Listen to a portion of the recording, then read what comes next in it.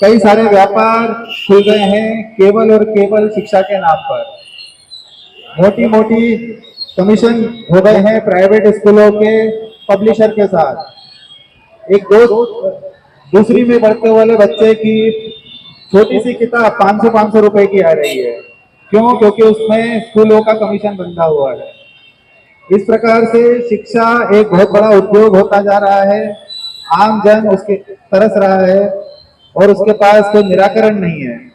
तो आइए जनहित पार्टी के इस शिक्षा से जुड़े हुए महाअभियान का हिस्सा बनिए, शामिल होइए, इस मानव श्रृंखला का हिस्सा बनिए। सबको एक समान शिक्षा मिलना चाहिए। सरकारी स्कूलों की स्थिति अच्छी होनी चाहिए। उसके लिए सरकार पर दबाव बनाना भी आवश्यक है।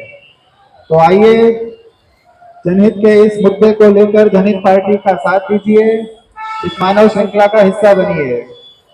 सरकारी स्कूलों की लचर व्यवस्था को लेकर है और स्कूलों में जो फीस की मनमानी हो रही है उसे लेकर यह अभियान है।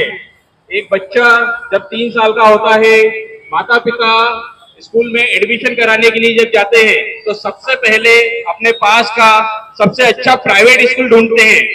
एक माता पिता आज वर्तमान में सरकारी स्कूल में अपने बच्चे को एडमिट कराने के लिए सोचता भी नहीं है, क्योंकि उसको मालूम है कि सरकारी स्कूलों में ना ही शिक्षकों का स्तर इतना अच्छा है पढ़ाई का और ना ही वहां पर इतनी अच्छी पढ़ाई हो सकती है कि उनके बच्चों का भविष्य बन पाएगा। आज से 40 साल पहले, 50 साल पहले तक हमारे माता पिता केवल और केवल सरकारी स्कूलों में ही पढ़ते थे। प्राइवेट स्कूल उस समय नहीं होते थे।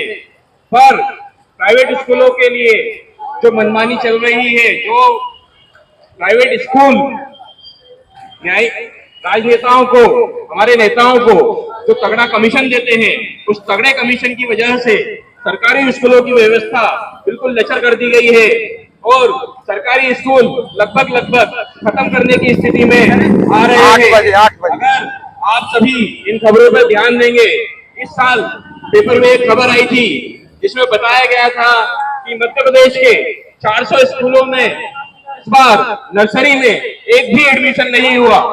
क्या आप सोच सकते हैं कि 400 स्कूलों में एक भी एडमिशन नहीं हुआ, इसका क्या कारण होगा? इन सरकारी स्कूलों में जो व्यवस्था, जो पढ़ाई हो रही है, वो उसका स्तर इस लायक नहीं है कि कोई भी व्यक्ति अपने बच्चे को सरकारी स्कूल में एडमिट कराए। हर व्यक्ति प्राइवेट स्कूल की तरफ रुख करता है और जब प्राइवेट स्कूल में जाना उसकी मजबूरी हो गई है। आज एक दूसरी से तीसरी क्लास के बच्चे की फीस तकरीबन सीबीएसई स्कूल में अगर आप जाएंगे 25,000, 30,000, 50,000 और बड़े स्कूलों में 1 लाख रुपए तक की फीस होती है। क्या ये फीस लेना? इतनी फीस देने के बाद भी जब बच्चे को कोचिंग भेजना पड़ता है तब कोचिंग का खर्चा अलग से माता पिता के ऊपर आता है। जब बच्चे को स्कूल में एडमिशन कराया जाता है तब वहां पर पहले ही पूछ लिया जाता है कि बच्चे के माता पिता शिक्षित है या नहीं। जब स्कूलों में 1 लाख रुपए की फीस ली जा रही है तब माता पिता का शिक्षित होना क्यों आवश्यक है?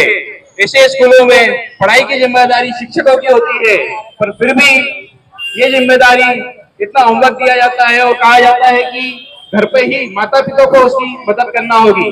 तो जब स्कूलों में इतनी अधिक फीस दी जा रही है तो जिम्मेदारी स्कूल की होना चाहिए।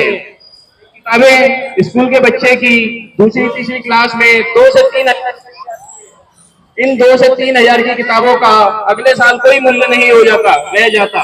कारण कि अगले साल वापस से सिलेबस चेंज कर दिया जाता है। जब आज से अगर हम 15 साल या 20 साल पहले की शिक्षा व्यवस्था देखेंगे तो अब स्कूल की किताबें तकरीबन 5 से 10 साल या काफी लंबे समय तक एक और वही किताबें दूसरे साल किसी अन्य बच्चे के काम आ जाती थी। पर वर्तमान में ये किताबें किसी के काम नहीं आती और 2 से 3 हजार रुपए की किताबें एक व्यक्ति की पूरी रद्दी के भाव में जाती है।